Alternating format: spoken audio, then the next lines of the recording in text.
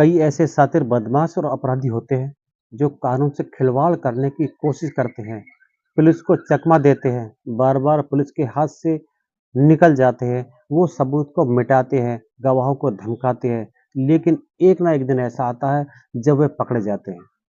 ये तो बात रही पेशेवर अपराधियों की, लेकिन कई मामलों में ऐसे भी होता है कि कोई आम इंसान जिसका जुर्म की दुनिया से कोई नाता ही नहीं होता, लेकिन जब वो कोई जुर्म करता है तो पुलिस और कानून भी हैरान रह जाते हैं।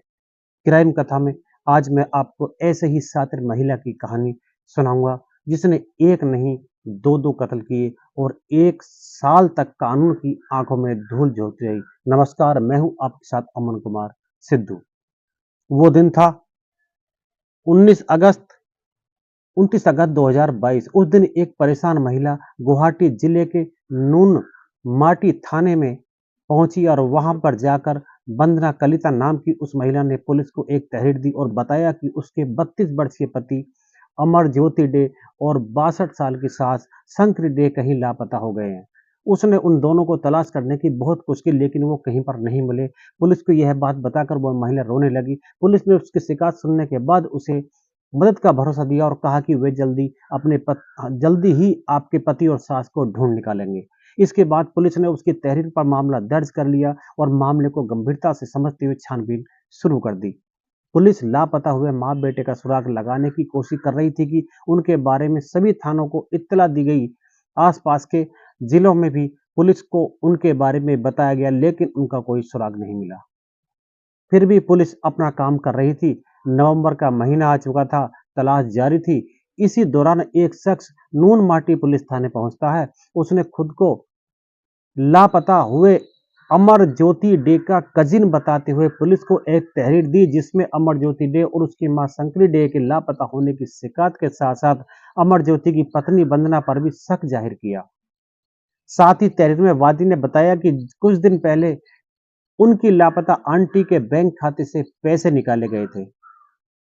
अब पुलिस के पास एक ही मामले की 2 शिकायत दर्ज थी, लेकिन दोनों ही शिकायतों में एक फर्क था कि ये नई शिकायत में पहली शिकायत दर्ज करने वाली वंदना कलिता पर ही शक जाहिर किया गया था।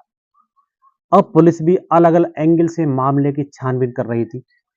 साल बदल चुका था। इस दौरान 14 फरवरी 2023 को वंदना कलिता एक बार फिर थाने पहुंचती है और वहां पर अपने पति और सास के बारे में पूछताछ करती है कि पुलिस ने उसे जांच जारी करने की बात कहकर वहां से टाल दिया। हालांकि पुलिस अब उस पर नजर रख रही थी, उसका नंबर भी सर्विलांस पर था।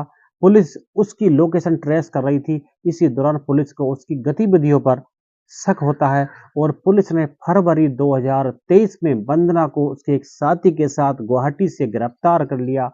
अब बारी थी तीसरे किरदार की, तो उसे भी पुलिस ने तिनसुकिया जिले से दबिश देकर गिरफ्तार कर लिया। वंदना ने दोनों दोस्तों की शिनाख्त धनते डे का 32 और अरूप डे का 27 तौर पर की। जब पुलिस ने तीनों से पूछताछ की तो ऐसी खूनी साजिश निकलकर सामने आई जिसे जानकर सब हैरान रह गए। पुलिस को छानबीन के दौरान पता चला कि 12 साल पहले वंदना और अमर ज्योति ने अपने परिवारों की मर्जी के खिलाफ जाकर शादी की थी। हालांकि बाद में अमर ज्योति की मां शंकरी डे अपनी बहू और इस शादी को स्वीकार कर लिया था और यही नहीं, शंकरी अपने बेटे और बहू के रुपए पैसे की भी मदद करने लगी थी। लेकिन बाद में अमर ज्योति और वंदना के बीच झगड़ा होने लगा। अक्सर दोनों किसी न किसी बात पर झगड़ते रहते थे। घर में विवाद और झगड़े की वजह से वंदना भी खाली परेशान रहने लगी थी। इसी वजह से उसने एक जिम में नौकरी कर ली। वो फिटनेस ट्रेनर के तौर पर वहां काम करने लगी। शुरुआत में उसकी सास शंकरी ने उसका साथ दिया और वो उसे काम के लिए प्रोत्साहन देती थी, लेकिन ये सब ज्यादा दिनों तक नहीं चला। अचानक शंकरी डे बदल गई और वो बहू को सपोर्ट करने के बजाय पीछे हट गई। यहीं से वंदना और उसकी सास के रिश्तों में खटास आ गई थी। अब वंदना के मन में कुछ और ही चल रहा था। वो अपनी सास और पति को रास्ते से हटाने का मन बना रही थी और उसके दिलो दिमाग में रात दिन बस यही चल रहा था, कैसे इन दोनों से छुटकारा पाया जाए। उसे इस बात का एहसास भी था कि ये काम अकेले तो करना मुश्किल है नहीं। फिलहाल लिहाजा वंदना अपने 2 दोस्तों को अपनी सारी कहानी सुनाई और उन्हें भी अपने खौफनाक प्लान में शामिल कर लिया और अब बस उसे अब थी सही मौके की तलाश। वह मौके की तलाश में जुट गई। उस दिन दोपहर का वक्त था। अमरज्योति किसी काम से बाहर गया हुआ था। घर में शंकरी और उसकी बहू वंदना अकेली थी। शंकरी को जरा भी अंदाजा नहीं था कि आने वाले कुछ ही पल में उनके साथ क्या होने वाला है। वो अपने से आराम कर रही थी कमरे में, तभी वंदना वहां पर पहुंचे बेड पर चढ़ गई। इससे पहले उसके साथ शंकरी कुछ समझ पाती, वंदना ने उनके नाक और मुंह पर तकिया रख दिया और शंकरी छटपटाती रही, तड़पती रही, लेकिन वंदना ने उसे नहीं छोड़ा और कुछ ही देर बाद शंकरी का शरीर शांत हो गया। वो दम तोड़ चुकी थी। अब वंदना ने अपने प्लान के मुताबिक फौरन फोन करके अपने दोनों दोस्तों को कॉल किया और अपने घर बुला लिया। वे दोनों शख्स वहां पहुंच चुके थे। अब तीनों ने मिलकर पहले तेज धार हथियार से शंकरी की लाश के 3 टुकड़े कर दिए और उन टुकड़ों को पॉलिथीन में भरकर कार की डिग्गी में डाला और पड़ोसी राज्य मेघालय की तरफ निकल गए। बॉर्डर क्रॉस करने के बाद उन्होंने शंकरी की लाश के टुकड़ों को अलग अलग जगहों पर फेंक दिया और वापस फिर से गुवाहाटी आ गए।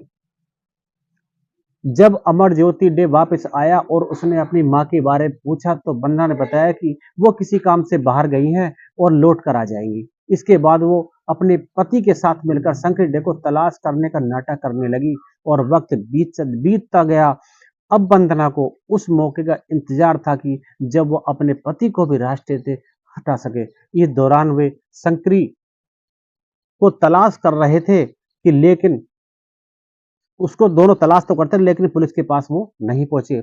पुलिस ने बताया आखिर वंदना को 17 अगस्त के दिन वो मिल ही गया जिससे उसकी तलाश थी। उस दिन अमरज्योति डे और वंदना नरंगी में अपने फ्लैट पर आए हुए थे। दोनों वहां अकेले थे। इसी दौरान वंदना ने अपने दोनों दोस्तों को भी बुला लिया, फोन करके बुला लिया कि आप भी घर पर आ जाओ और मेरा पति अकेला है। वंदना ने अपने दोनों साथियों के साथ मिलकर अमरज्योति डे पर एक लोहे की रॉड से उसके सर पर वार किया और वह तब तक मारते रहे जब तक कि उसकी मौत नहीं हो गई। उसकी लाश को ठिकाना लगाने के लिए उन तीनों ने जैसे अमर ज्योति की मां को 3 टुकड़े किए थे, उन्होंने इसकी लाश के 5 टुकड़े कर दिए और उन टुकड़ों को पॉलिथीन में पैक करके फिर 5 पॉलिथीन बैग में अपनी कार की डिग्गी में रखा और मेघालय में चल पड़े और बॉर्डर पार करके उन्होंने लाश के टुकड़ों को अलग-अलग जगहों पर फेंक दिया और फेंकने के बाद फिर से वह वापस आ गए। पकड़े जाने के बाद वंदना कलिता ने अपनी पूछताछ के दौरान पुलिस के सामने दावा करते हुए बताया कि उसका पति नशा करता था। इतना ही नहीं, उसकी कई लड़कियों के साथ दोस्ती थी। इन्हीं वजह से ही उन दोनों के बीच आए दिन झगड़े हुआ करते थे। पूछताछ के बाद गुवाहाटी पुलिस तीनों आरोपियों को पड़ोसी राज्य के उन ठिकानों पर ले गई जहां उन्होंने शंकर डे और अमर ज्योति डे की लाश के टुकड़े फेंके थे। इस काम के लिए मेघालय पुलिस की मदद ली गई और आरोपियों की निशानदेही पर पहले चेरापूंजी के पास खासी हिल्स से शंकर डे की लाश के टुकड़े बरामद किए। बाद में दूसरी जगह से अमर ज्योति की लाश के टुकड़े बरामद किए और पुलिस ने इस केस की छानबीन के दौरान मुख्य आरोपी वंदना और धती के मोबाइल फोन, लाश के टुकड़े ले जाने वाली कार, दोनों मृतकों के एटीएम, फटे हुए कपड़े और खून से सने हुए कपड़े, कंबल आदि सभी को तलाश किया। वह कंबल भी बरामद किया जिसमें उसकी लाश को लपेट कर ले जाया गया था। पुलिस ने केस का खुलासा करने के बाद वंदना समेत तीनों आरोपियों को अदालत में पेश किया और जहां से उन्हें जेल भेज दिया। साथ ही इस कहानी का उद्देश्य है किसी की भावनाओं को ठेस पहुंचाना नहीं, बल्कि आपको सावधान करना है। सावधान रहें, सतर्क रहें। नमस्कार।